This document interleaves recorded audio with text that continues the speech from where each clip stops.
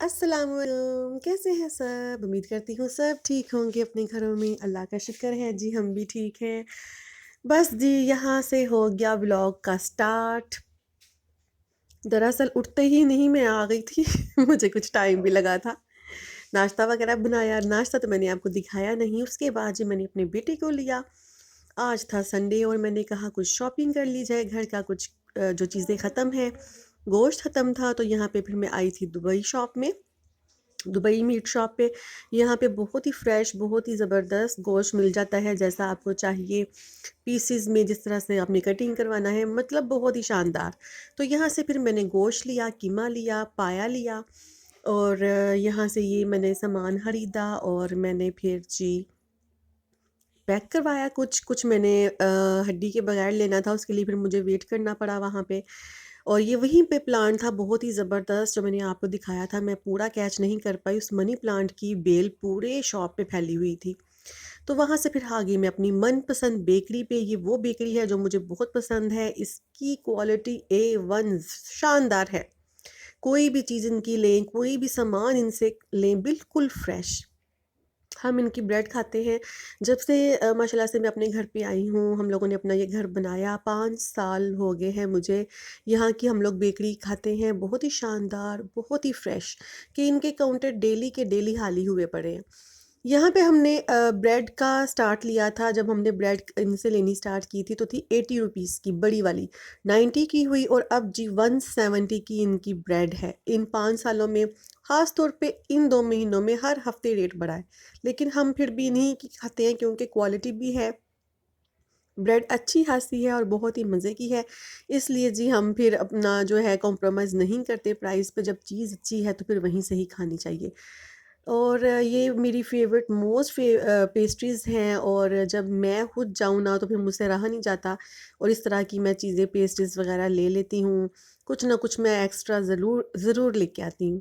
तो यहाँ से फिर मैंने ब्रेड आई थी लेकिन माशाल्लाह से काफ़ी कुछ लेके गई और उसके बाद जी फिर मैंने आज के व्लॉग में कुछ ख़ास इतना कुछ तो नहीं था, लेकिन हाँ, तो लेकिन फिर भी मैंने कोशिश की कि व्लॉग में थोड़ा बहुत कुछ भी हो लेकिन व्लॉग को अपलोड कर देते हैं। तो यहाँ पे फिर मैंने घर आके सारा सामान समेटा।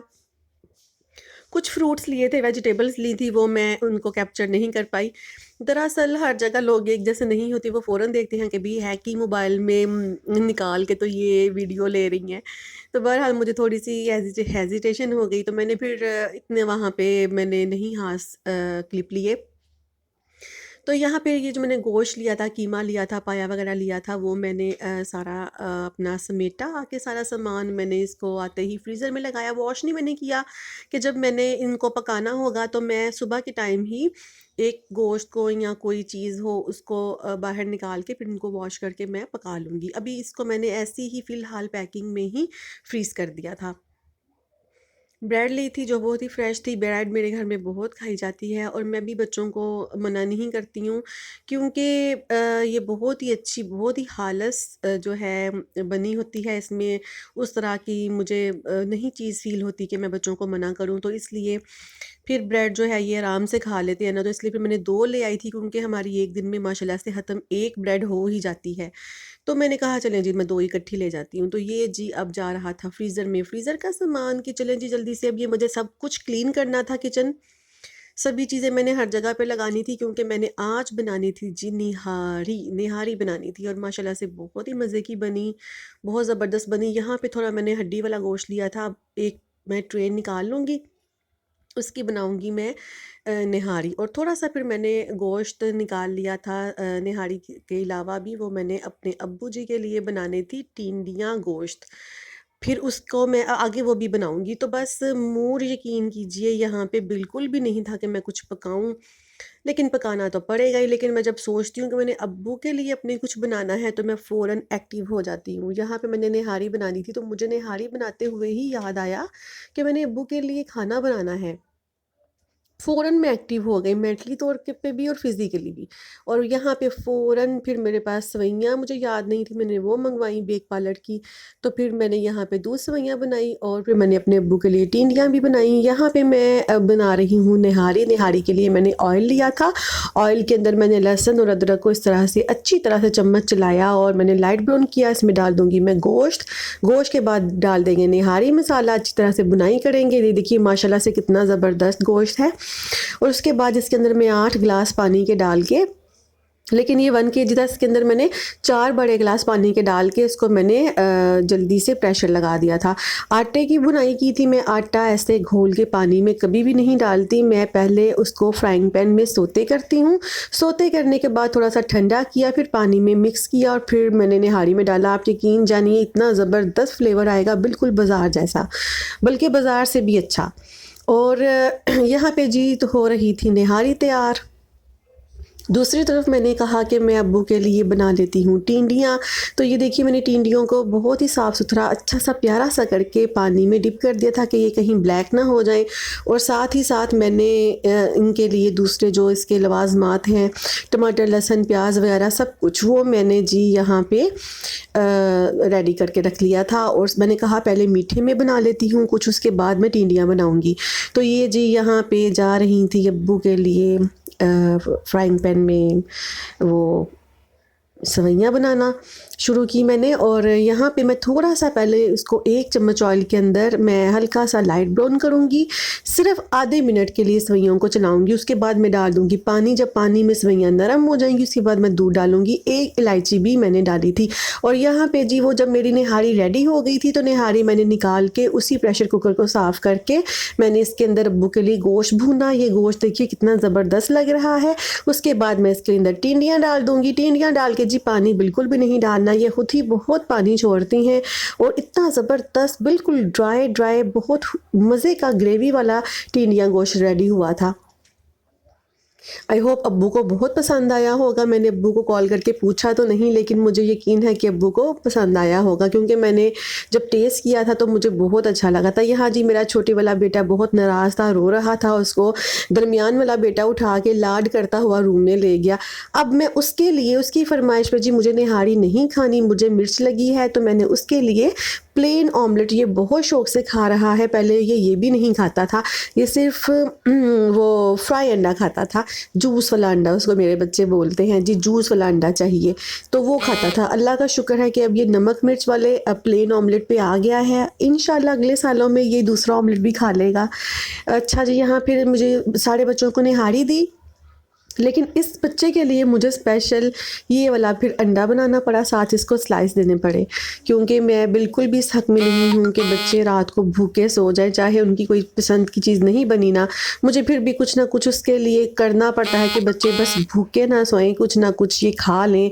माँओं को ज़रा तसल्ली होती है कि बच्चे जो है ना पेट भरा होना चाहिए बच्चों का, बच्चे दूध पिएँ। मैं इतना इनके पीछे मरती हूँ ना, बच्चों के पीछे, कि दूध पी लो, दूध पी लो। अभी ये माशाल्लाह से इतने बड़े हो गए हैं, लेकिन मुझे इनके पीछे पीछे एक तरह के ना इनके तरले डाल के इनको दूध देना पड़ता है, लेकिन ये नहीं पीते। अल्लाह जाने कब इनको अकल आएगी, कब ये पिएंगे। बड़े वाला माशाल्लाह बेटा मेरा, वो भी इतने नखरों से दूध पीता है, और वो भी कभी कभार। माशाल्लाह से हमारे घर में दूध बहुत अच्छा आता है, खुला आता है, लेकिन मेरे बच्चे ज़रा भी शौक़ से नहीं पीते। मुझे ज़्यादा मेरा जो दूध है हम लोगों के घर में वो चाय में ही जाता है। दूध पत्ती सुबह, दूध पत्ती शाम में। बच्चे भी हर चीज़ चाय में डिप करके खाते हैं, पीते नहीं चाय, लेकिन इनकी ज़्यादा जो दूध है ना मेरा इसी चीज़ों में जाता है। तो बस जी यहाँ पे फिर मैंने इसके लिए जल्दी से स्पीड से मैंने ये फटाफट अंडा तैयार किया। और ये देखिए इसकी शक्ल देखिए, बड़ा खुश हुआ था, ये हंसता हुआ कि मेरी मामा थकी हैं लेकिन उन्होंने मुझे बना दिया है। उसको मुझसे ये था कि शायद अब मुझे डांट पड़ेगी, लेकिन इसलिए मुस्कुराता हुआ भाग गया था। तो जी यहाँ पे मैं देख रही थी टिंडियों को मैंने 5 मिनट के लिए स्टीम लगवाया था और ये देखिए इन्होंने अच्छा खासा अपना पानी छोड़ दिया है।